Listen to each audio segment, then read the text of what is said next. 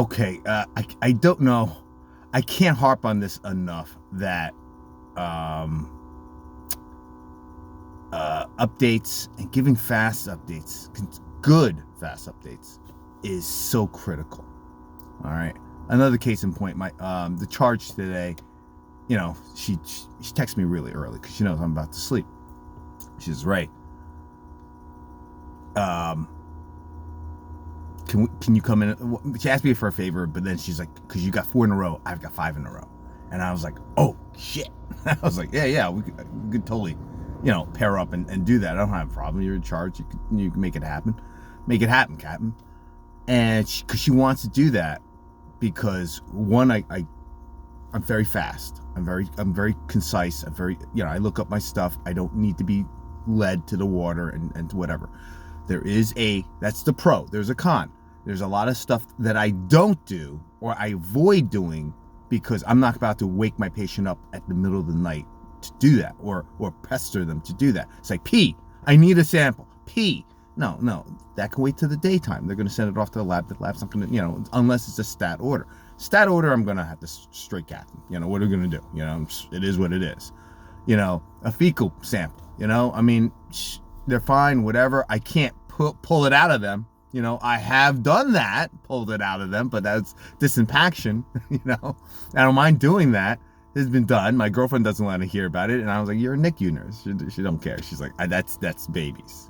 You're dealing with fully formed adults and that's disgusting. I'm like, okay, same thing, in my opinion, just different sizes. She's dealing with meconium or whatever. So anyway, but going back to the story.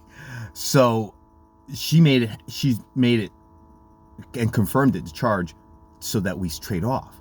Because even though she's at 5 days, and that's a horrific assignment, and she signed up for it, that's her problem. I said to her, I feel sorry for you. She's like, yeah, I don't know how I'm going to make it. But this will make it a lot easier, because then she's just going to have to give me updates.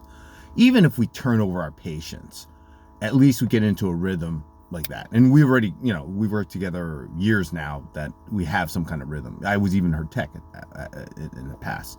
So, before I was an RN. So, she and I are comfortable with each other. But she made it perfectly clear to everybody. And she's like, no, I'm grabbing Ray. He's going to be mine. We're going to do this. And at least that will make her somewhat sane. It is a big deal. That's what I'm trying to emphasize to you guys and say, yeah, nursing school goes over a lot of shit that most of you will never have to deal with, because they have to teach you everything. Well, you're going to be in med surg, you're going to be in cardiovascular, you're going to be in neuro, you're going to be in pulmonary, you're going to be in renal, you're going to be in geriatrics, you're going to be in peds. You don't go to nursing school for any one of those things. You go to nursing school for all of them. All right. So, ICU, PACU, ED, all of them. You go for nursing, outpatient, inpatient, home care, all that. You have to go to nursing school for every aspect. So they teach you and they cram that all into your head. But because of that, there are certain aspects they forget. Or I don't want to say they forget. They know. They're nurses themselves, they're professors. They know. They haven't forgotten. But they figure you're going to learn on the unit. And that is true. But I'm here to try to soften that learning curve because it's like that. And it hits you like that.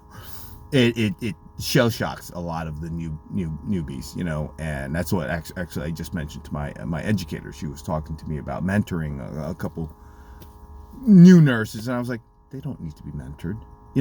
I've offered. And I said to her, I was like, they're established nurses. They're coming from this long-term care. They're coming from that hospital. I'm friends with them. I actually know them now. And we work together the night shift. So that's why she asked me to mentor them. And I was like, they don't need it. They can mentor me. I was like, come on. They're established nurses. They don't need that. And I said to my educator, I said, the new hires from the grad nurses, though, that's a different story. Now, maybe she thinks I'm a little too rough and gruff with them. That's fine. I don't have a problem with that. I don't know if I could have the patience to teach time management. My girlfriend's the same way. She's like, I gotta teach this ICU nurse time management. She's like, what is this? But she got a grad nurse. Yeah, You know, I think grad nurses shouldn't be allowed in ICU and ED. It's too hellish. That's like sending fresh, Russian conscripts to the front line, right? That's just cannon fodder. They're dead. You got to have some seasoning, a little bit, and then they know the flow, and then you say, okay, here, we're gonna go ramp it up now to ICU. So I mean, it's a quantum leap for me as I'm ready on RN. It's a whole nother level for ICUs and stuff like that. So it's my commentary on that. But anyway, that's what I hope I give across on my channel and my videos, is like the stuff that they don't go over. I always say that it's like it's what they didn't teach you in nursing school.